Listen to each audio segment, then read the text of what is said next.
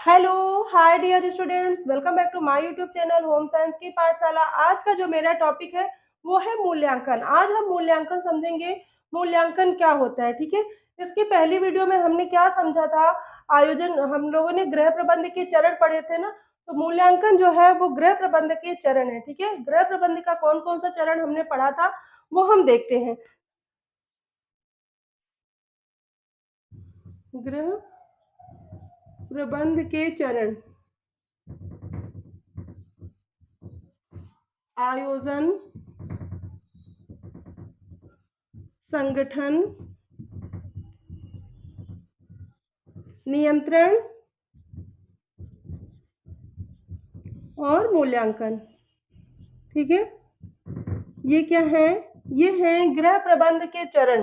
ये गृह प्रबंध के चरण है: आयोजन, संगठन, नियंत्रण, मूल्यांकन। नेक्स्ट पिछली वीडियो में हम लोगों ने समझा था आयोजन के बारे में, संगठन के बारे में, नियंत्रण के बारे में, मूल्यांकन के बारे में थोड़ा सा समझा था। मैंने आपसे बोला था मूल्यांकन के ऊपर एक पर्टिकुलर टॉपिक पर हम जो है पूरी वीडियो बनाएंगे। तो आज का जो मेरा टॉपिक है मूल्यांकन, क्योंकि थोड़ा सा विस्तृत है, उसके साथ पढ़ाने में वीडियो थोड़ा लंबी हो रही थी, इसलिए हम मूल्यांकन को अलग से लेके आए। तो मूल्यांकन के बारे में हम क्या जानेंगे? मूल्यांकन क्या है? गृह प्रबंध का चरण है, ठीक है। क्या है? गृह प्रबंध का चरण है। कौन सा? अंतिम। अगर आपसे पूछा जाए तो अंतिम चरण है। गृह प्रबंध का अंतिम चरण है मूल्यांकन।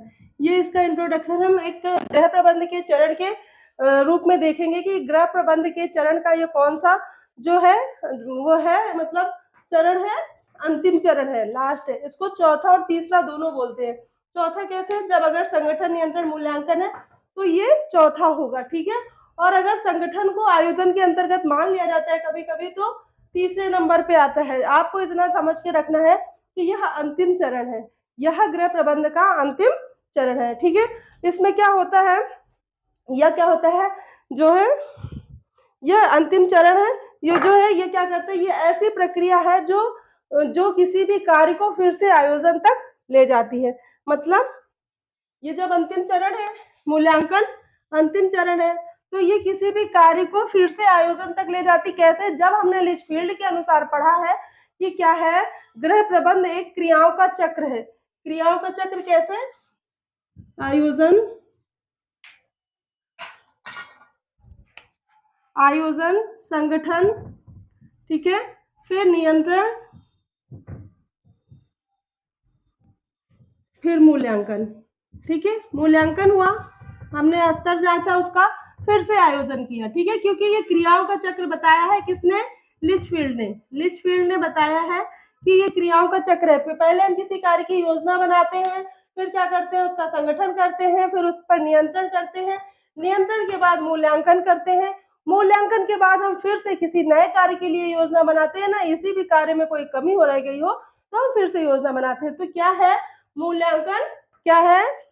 यह कार्य को फिर से आयोजन तक ले जाने के लिए कार्य करता है। कौन? मूल्यांकन। इतना क्लियर? इस और क्या है? इतना क्लियर होगा। तो अगर हम देखें मूल्यांकन के बारे में हम क्या कह सकते हैं?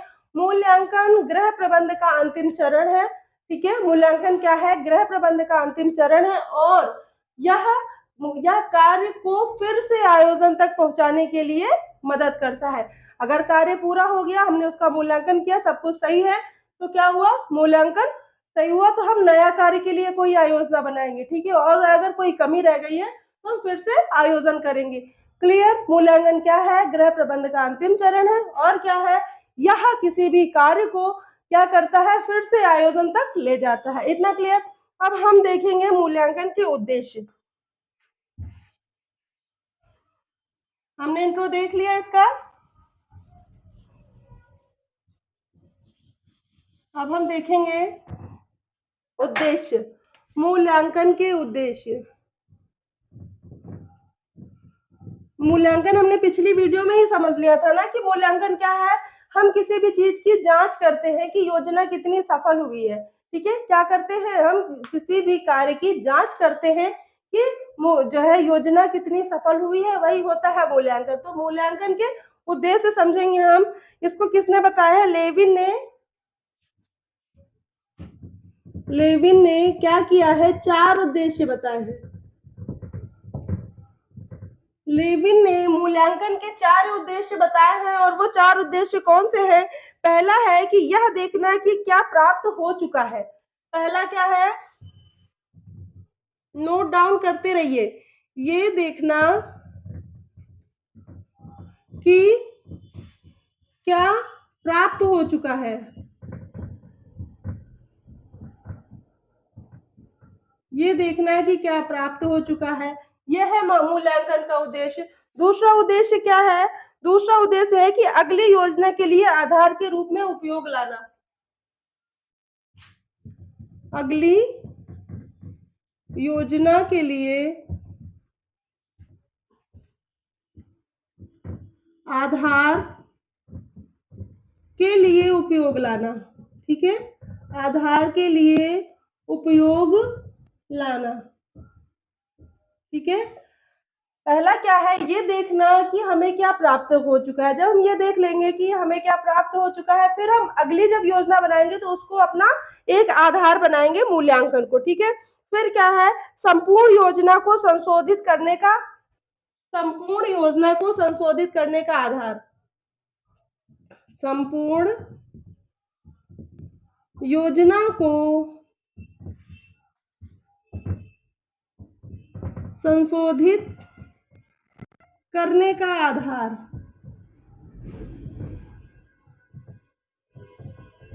तीसरा क्या हुआ? जब हम जो भी योजना बनाई है, संपूर्ण योजना मतलब आयोजन किया, संगठन किया, नियंत्रण के भी सारे उसमें पक्ष को शामिल किया। फिर उसके बाद हमने क्या देखा? जो संपूर्ण योजना है उसमें क्या कमियां रह गई हैं, उसको हम संशोधित कर सकते हैं मूल्यांकन करने के बाद। ठीक है, और चौथा क्या है? नई अंतर्दृष्टि प्राप्त करना। चौथा है नई अंतर्दृष्टि। अंतर्दृष्टि प्राप्त करना मतलब कि जब हम किसी भी कार्य का मूल्यांकन करते हैं तो क्या कमियां रह गई हैं, क्या अच्छा हुआ, सारी चीजों का जब हम निचोड़ निकालते हैं तो क्या होता है? नई अंतर्दृष्टि प्राप्त होती है। हमें नई जो है नई जानकारी प्राप्त होती है, नई अंतर्दृष्टि प्राप्त होती है, हम उसे नए तरीके से सोचने लगते हैं। तो लेविन ने क्या बताया है? लेविन ने बताया है कि ये देखना क्या प्राप्त हो चुका है, ये पहला उद्देश्य है। दूसरा उद्देश्य क्या है? अगली योजना के लिए क्या करना? आधार के लिए उपयोग में लाना। ठीक है, फिर इन्होंने क्या बताया? संपूर्ण योजना को संशोधित करने के लिए भी हम इसको अपना आधार मानते हैं मूल्यांकन को। और चौथा उन्होंने क्या बताया है? नई अंतर्दृष्टि प्राप्त करना। तो इतना क्लियर हुआ मूल्यांकन के उद्देश्य क्या है, मूल्यांकन क्या है और मूल्यांकन के उद्देश्य क्या है। दोनों चीज क्लियर हो गई। अब हम समझेंगे मूल्यांकन में कुछ प्रश्न पूछे जाते हैं। जब हम किसी चीज का मूल्यांकन करते हैं ना, तो किन किन प्रश्नों के आधार पर हम मूल्यांकन करते हैं, किन किन प्रश्नों के आधार पर हम मूल्यांकन करते हैं वो हम देखें।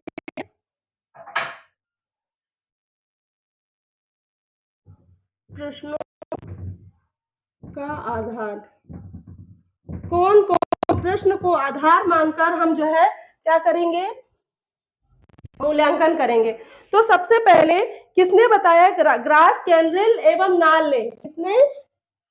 ये जो प्रश्न है किन्होंने बताए हैं? ग्रास, कैनरेल एवं नॉल ने। नॉल ने बताया है कि जब हम किसी कार्य का मूल्यांकन करते हैं, वो किसी भी जो है चरण पे कर रहे हो, किसी भी अवस्था पे मूल्यांकन कर रहे हैं। मूल्यांकन की 3 अवस्थाएं है ना, वो हम अभी आगे समझेंगे। जब हम मूल्यांकन कर रहे होते हैं किसी भी अवस्था पे, तो हम कुछ प्रश्न पूछते हैं। वो प्रश्न कौन कौन से हैं? वो प्रश्न है, इस क्रिया को मेरे परिवार एवं वातावरण पर क्या संभावित प्रभाव पड़ेगा। ठीक है, क्या संभावित प्रभाव, किस पर? परिवार पर। परिवार पर मतलब जो हम योजना बना रहे हैं, जो हम योजना बना रहे हैं उसका जब हम मूल्यांकन करेंगे, हमने ये योजना बना ली, जैसे कि हमने ये योजना बना ली, जब हम इसको क्रियान्वित करेंगे तो क्या होगा? क्या होगा? इसका हमारे परिवार और वातावरण पर क्या प्रभाव पड़ेगा? सकारात्मक पड़ेगा या नकारात्मक पड़ेगा, या फिर अच्छा कुछ होगा। ठीक है, तो ये सारी चीजें मतलब सबसे पहला प्रश्न हम क्या पूछते हैं जब हम किसी कार्य मूल्यांकन करते हैं। मतलब इन प्रश्नों को दिमाग में रख के हम किसी भी कार्य का मूल्यांकन करते हैं। तो पहला क्या हुआ, परिवार एवं वातावरण पर क्या संभावित प्रभाव पड़ेगा। दूसरा हुआ, इस क्रिया से क्या किसी व्यक्ति की किसी चीज को लाभ मिलेगा। जो हम योजना बना रहे हैं वो उस योजना से किसी व्यक्ति को लाभ मिलेगा, किसी व्यक्ति को लाभ मिलेगा।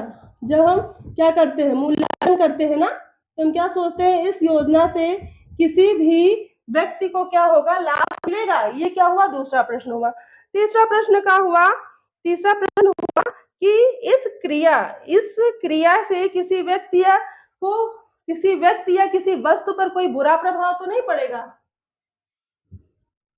किसी व्यक्ति या वस्तु पर बुरा प्रभाव तो नहीं पड़ेगा, बुरा प्रभाव तो नहीं पड़ेगा। मतलब जो हम कार्य कर रहे हैं इससे किसी व्यक्ति या किसी वस्तु पर बुरा प्रभाव तो नहीं पड़ेगा, ये सोचकर हम मूल्यांकन करते हैं। हम मूल्यांकन में इस प्रश्न को उठाते। चौथा क्या हुआ, इस क्रिया के परिणामों को दृष्टिगत होने से कितना समय लगेगा। मतलब जो हम कार्य कर रहे हैं उसको योजना बना रहे हैं, संगठन कर रहे हैं, तो उसमें समय कितना लगेगा। ठीक है, क्या समय कितना लगेगा, क्लियर, समय कितना लगेगा ये देखना है। और क्या देखना है, और क्या देखना है, इससे क्या होगा, इसको हम कितने समय तक चालू रख सकते हैं। ठीक है, क्या है, इस क्रिया को परिणामों की प्राप्ति हेतु, इस क्रिया को परिणामों की प्राप्ति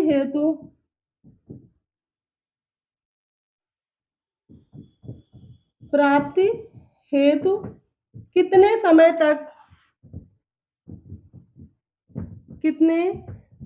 तक चालू रख सकते हैं, कितने समय तक चालू रख सकते हैं ये देखना। तो कुल कितने, 5 प्रश्न हुए। ठीक है, कितने प्रश्न हुए, 5। इन 5 प्रश्नों को हम पूछते हैं जब हम मूल्यांकन करते हैं। वो प्रश्न क्या है कि कोई भी कार्य है वो हम अपने लक्ष्य को भी देखते हैं, उसमें लक्ष्य और मूल्य को रखकर देखते हैं। ठीक है, कैसे, संभावित प्रभाव कि उसका हमारे परिवार एवं वातावरण पर इस कार्य का क्या असर होगा वो देखते हैं। ठीक है, अगर किसी का मूल्य जैसा होगा ना फिर वो उस हिसाब से सोचेगा। अगर उसका मूल्य नकारात्मक है तो क्या करेगा, अगर किसी का कुछ मतलब बुरा हो रहा है तो कोई बात नहीं, हमारे परिवार में किसी का बुरा हो रहा है कोई बात, हमारा फायदा हो रहा है ना। तो अगर किसी का ऋणात्मक मूल्य है तो वो उस तरह सोचेगा। तो इसमें क्या है, संभावित प्रभाव, मतलब हमारे परिवार का और वातावरण पे इसका क्या प्रभाव पड़ेगा इस कार्य का, इसको दृष्टिगत रखकर हम क्या करते हैं, मूल्यांकन करते हैं। दूसरा, किसी व्यक्ति को लाभ मिलेगा, इस जो ये कार्य कर रहे हैं इसमें मुझे या किसी और को लाभ मिलेगा कि हम ऐसे ही कार्य करते जा रहे हैं, इस बात को ध्यान में रखकर किसी भी योजना का मूल्यांकन करते हैं। फिर किसी व्यक्ति या वस्तु का उस पर बुरा प्रभाव तो नहीं पड़ रहा है, मतलब हम कोई कार्य कर रहे हैं तो उससे किसी का बुरा तो नहीं हो रहा है, ये भी ध्यान में रखा जाता है जब मूल्यांकन किया जाता है। समय कितना लगेगा, किसी भी कार्य को करने के लिए कितना समय लगेगा। ठीक है, और इस क्रिया के परिणामों की प्राप्ति है तो हम कितने समय तक इस जो है कार्य को करते रह सकते हैं, ये हमारे लक्ष्यों पर निर्धारित करता है।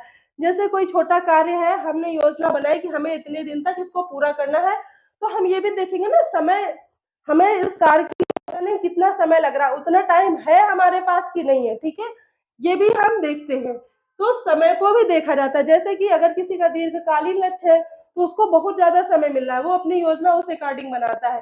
किसी का अल्पकालीन लक्ष्य है तो वो क्या करेगा, छोटी सी योजना बनाएगा और वो ये देखेगा कि ये इतने दिन में हम इस कार्य की जो योजना बना रहे पूरा कर पाएंगे कि नहीं, इसको भी दृष्टिगत रखकर मूल्यांकन किया जाता है। तो मूल्यांकन में कितने प्रश्न पूछे जाते हैं, 5। वो किसने बताया, ग्रास, कैंडल एवं नाल ने। इसके पहले हमने मूल्यांकन का उद्देश्य समझा है ना, तो मूल्यांकन के उद्देश्य 4 किसने बताए हैं, लेविन ने। ये भी आपको ध्यान रखना है। अब हम मूल्यांकन के प्रकार को समझेंगे।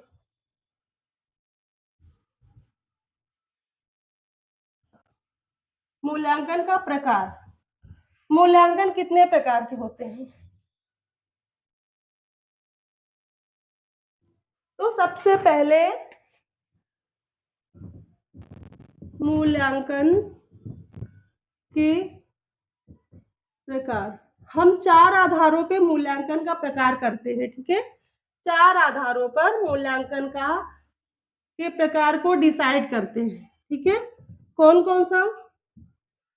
चार तत्वों पर, 4 उस पर जो है मूल्यांकन के प्रकार को निर्धारित करते हैं। कौन कौन से होते हैं मूल्यांकन के प्रकार, ये हम देखेंगे, ठीक है। तो हम किस तरीके से मूल्यांकन कर रहे हैं, इसके अकॉर्डिंग जब हम निर्धारित करते हैं उसका, तो सबसे पहले क्या होता है? सर्वोपरि मूल्यांकन। सर्वोपरि मूल्यांकन, सर्वोपरि मूल्यांकन और सविस्तार मूल्यांकन, ठीक है। कौन सा हुआ? सर्वोपरि मूल्यांकन और सविस्तार मूल्यांकन। सर्वोपरि मूल्यांकन के बारे में हम समझेंगे। सर्वोपरि मतलब सबसे जल्दी, मतलब ऊपर ऊपर ही। सर्वोपरि मतलब समझ में आ रहा है? सर्वोपरि, हम जब किसी भी सरसरे तौर पर किसी चीज का मूल्यांकन करते हैं तो क्या हुआ? सर्वोपरि मूल्यांकन हुआ। जैसे कि हम किसी बुक को रीड कर रहे हैं, ठीक है। जब हम किसी बुक को रीड कर रहे हैं, हमने कोई चैप्टर पढ़ा, हमने उसकी हेडिंग पढ़ ली, तो वो क्या हुआ? सर्वोपरि मूल्यांकन हुआ, ठीक है।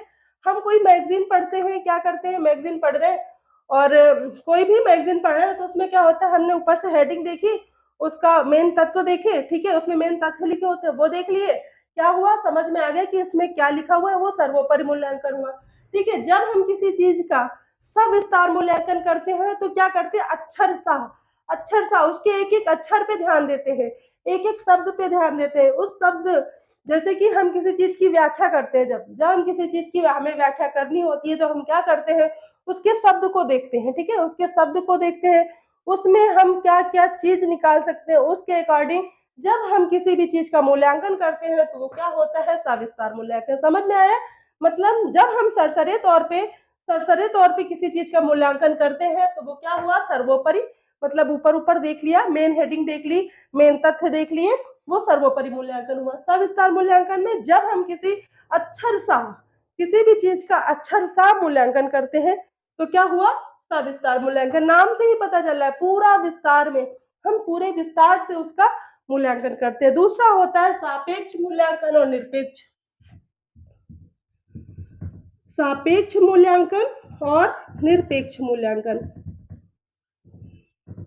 ये नाम से पता चल रहा है। हम क्या पढ़ रहे हैं? सापेक्ष मूल्यांकन मतलब किसी के पक्ष में, किसी के पक्ष में। निरपेक्ष में मतलब किसी का पक्ष नहीं है उसमें, ठीक है, किसी भी का और किसी का पक्ष हम नहीं देख रहे हैं, सिर्फ उसको निरपेक्ष रख रहे हैं। इसका मतलब ये है, मतलब जब हम किसी के से तुलना करके किसी के सापेक्ष कोई कार्य करते हैं, हम लोगों ने क्वेश्चन पढ़ा है ना कि इसके सापेक्ष क्या होगा। सापेक्ष मतलब किसी भी, कोई और चीज है वहां पे, कोई और चीज है जिससे उसकी तुलना की जा रही, तो इसमें क्या होगा? तुलना। सापेक्ष में क्या होगा? तुलना।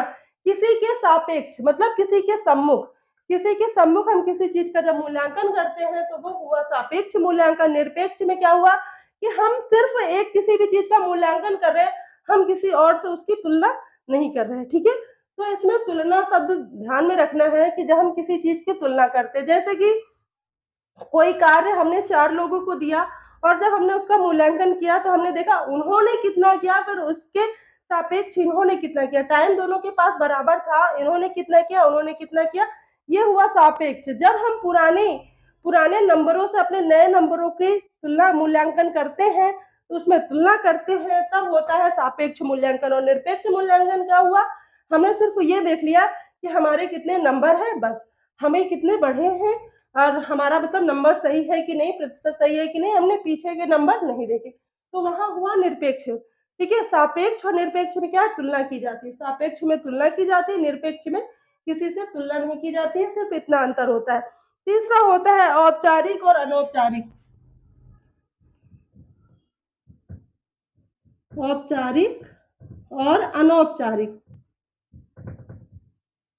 ये शब्द आप लोगों ने इतने ज्यादा पढ़े हैं कि आपको एकदम से क्लियर होगा कि क्या है औपचारिक। जब हम किसी भी कार्य का कार्यक्रम बनाकर मूल्यांकन करते हैं, योजना बनाकर मूल्यांकन करते हैं, तो होता है औपचारिक मूल्यांकन। और हम किसी से एक अचानक मिले और उसके बारे में अपनी राय दे दी, उसको मूल्यांकन कर लिया, तो वो कैसा हुआ? अनौपचारिक मूल्यांकन। मतलब हमने जो है किसी का मूल्यांकन किया। जैसे कि जब हम इंटरव्यू देने जाते हैं, जब हम इंटरव्यू देने जाते हैं तो क्या होता है? वो औपचारिक मूल्यांकन होता है। मतलब वहां पे समय तय होता है, ठीक है, कौन करेगा ये भी तय होता है, किस टॉपिक से करेगा ये भी तय होता है, ठीक है। जैसे कि हम होम साइंस का इंटरव्यू देने गए तो क्या होगा? वहां पे होम साइंस से रिलेटेड ही सवाल पूछे जाएंगे ना, जो क्वेश्चन होंगे वो होम साइंस से रिलेटेड होंगे, ठीक है। जीके जीएस से भी रिलेटेड हो सकते हैं, वो हमारा इंटेलिजेंस नापने के लिए भी कर सकते हैं। तो हम लोगों को आइडिया होता है ना इन टॉपिकों से क्वेश्चन पूछा जा सकता है। तो वो कैसा हुआ? औपचारिक मूल्यांकन। अनौपचारिक मूल्यांकन क्या हुआ? अचानक हम जा रहे हैं, हमें कोई जो है गुरु मिल गए, कोई टीचर मिल गया, उन्होंने हमसे पूछा और हमारे बारे में उन्होंने मूल्यांकन कर लिया कि इन्हें कितना नॉलेज है, ठीक है। तो ये मूल्यांकन हुआ। औपचारिक में समय सीमा सारी चीजें तय होती हैं, इसमें तय नहीं होता है, ठीक है। एकाएक अगर कोई अचानक मिल जा रहा है, हमने उसका मूल्यांकन कर लिया, ठीक है, तो वो क्या हुआ? मूल्यांकन हुआ। क्लियर? औपचारिक मूल्यांकन अनौपचारिक मूल्यांकन में अंतर पता चला। फिर आता है निर्माणात्मक और संकलनात्मक। निर्माणात्मक और संकलनात्मक।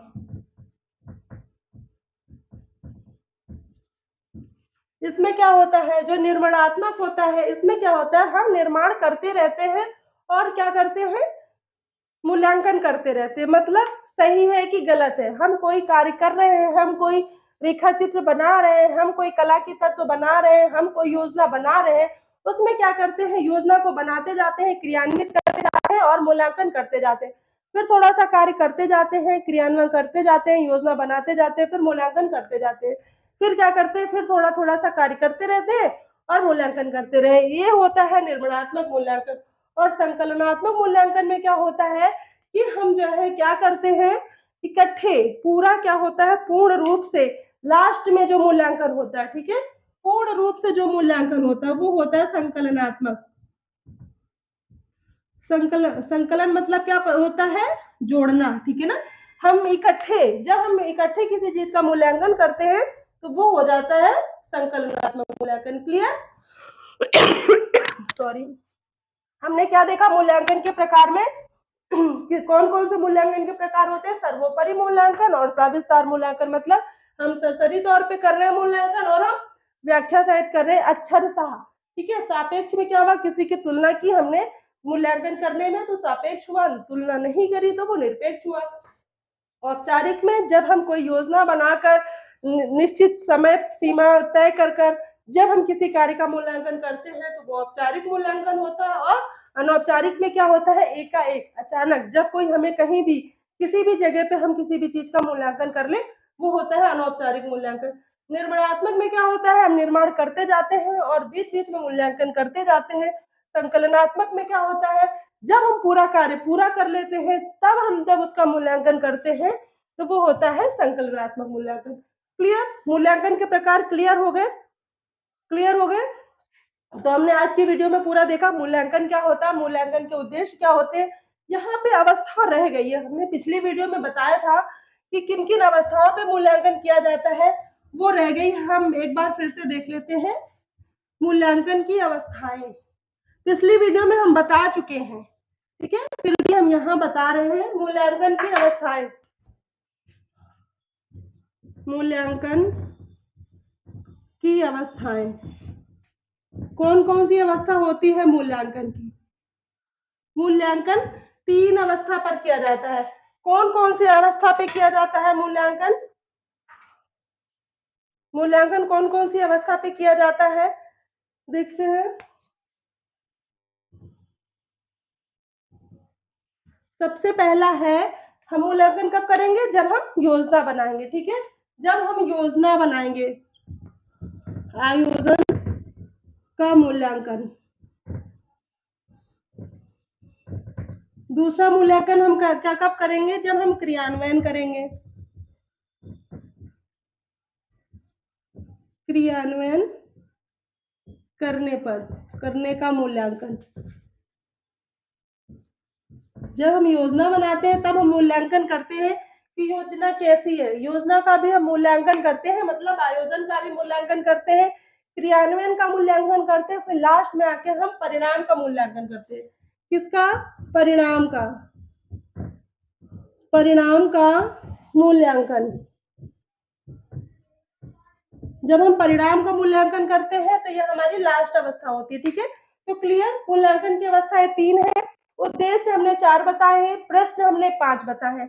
क्लियर, अवस्थाएं 3, उद्देश्य 4 लेविन के अकॉर्डिंग, और प्रश्न ग्राफ एवं कैंडल के अनुसार 5 बताए हैं। तो मूल्यांकन क्लियर। आई होप ये वीडियो आपको पसंद आई हो, मूल्यांकन आपको अच्छे से क्लियर हो गया होगा। ये क्या है? ये गृह प्रबंध का एक चरण है। ठीक है, तो thank you so much watching my video. ठीक है, थैंक यू सो मच।